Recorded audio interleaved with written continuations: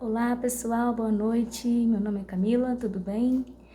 Sou estudante de Ciências Biológicas da Universidade Federal de Minas Gerais e hoje trarei um tema para vocês muito polêmico, mas também muito interessante a respeito de genética, Genética 2, e o tema é CRISPR.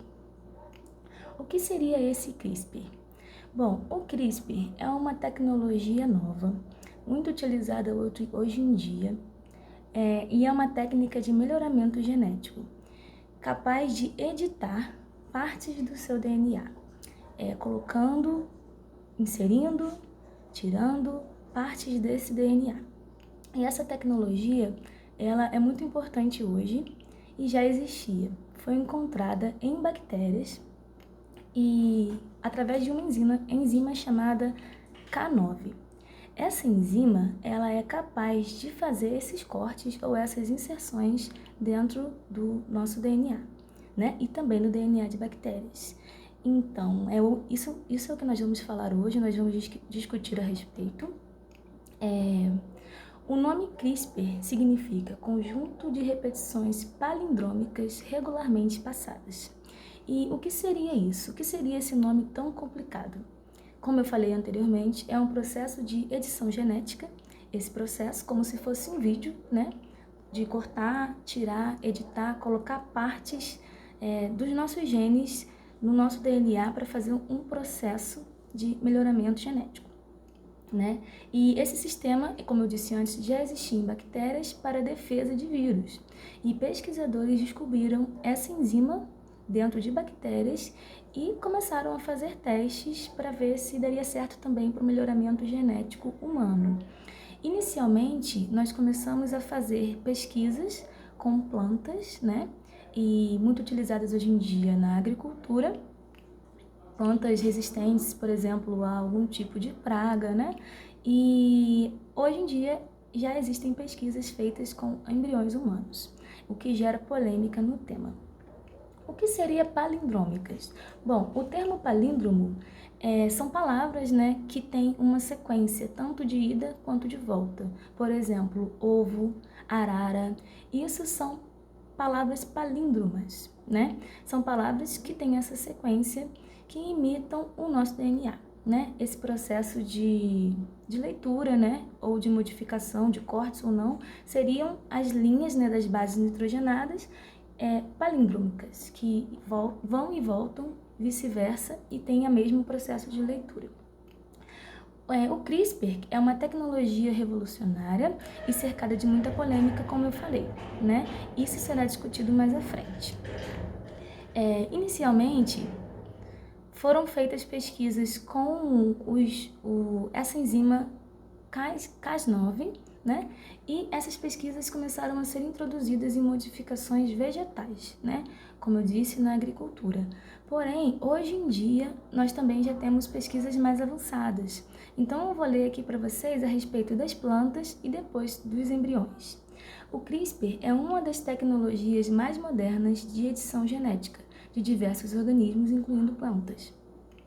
O sistema CRISPR tem enorme potencial de acelerar o melhoramento genético de plantas, auxiliando os agricultores a superarem os principais desafios que acometem as lavouras. Então, desafios como pragas, por exemplo, né? O melhoramento genético através do CRISPR em plantas, em vegetais, já é muito bem visto pela comunidade científica e muito bem explorado.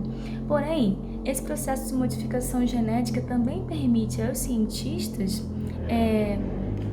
utilizarem, vamos dizer assim, começarem a fazer pesquisas relacionadas a outros tipos de espécies, como por exemplo macacos e humanos.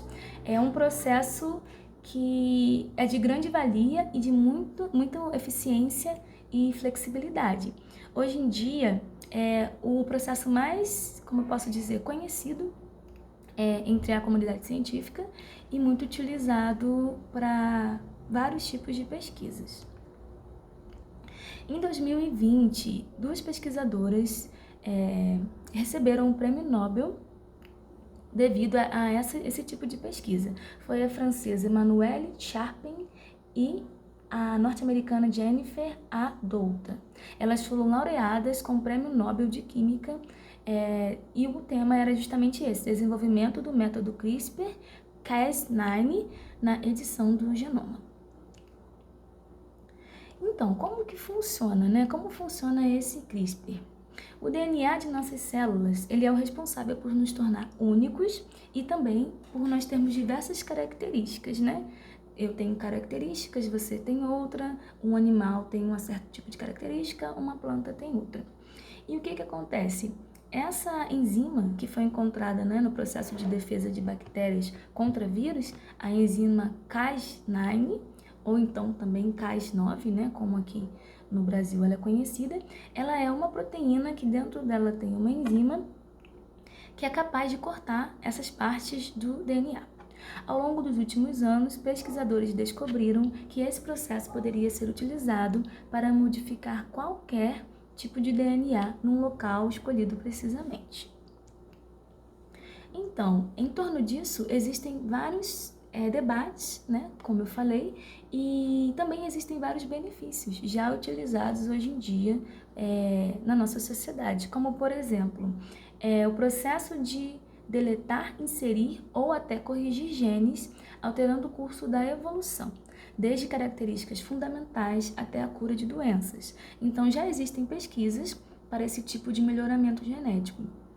Porém, né, como eu falei, a cura de doenças ela ainda é aceitável pela comunidade científica, mas a modificação de características, né, como por exemplo, né, cor da pele, cor do cabelo, tamanho da asa, tudo isso ainda é muito debatido, principalmente quando se diz respeito a embriões humanos.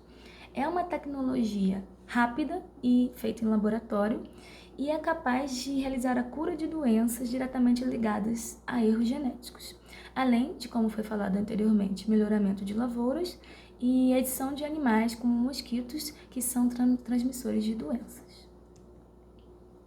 Existe muito debate da comunidade científica a respeito disso, né? E recentemente nós tivemos a notícia de um pesquisador chinês que modificou geneticamente 2 bebês.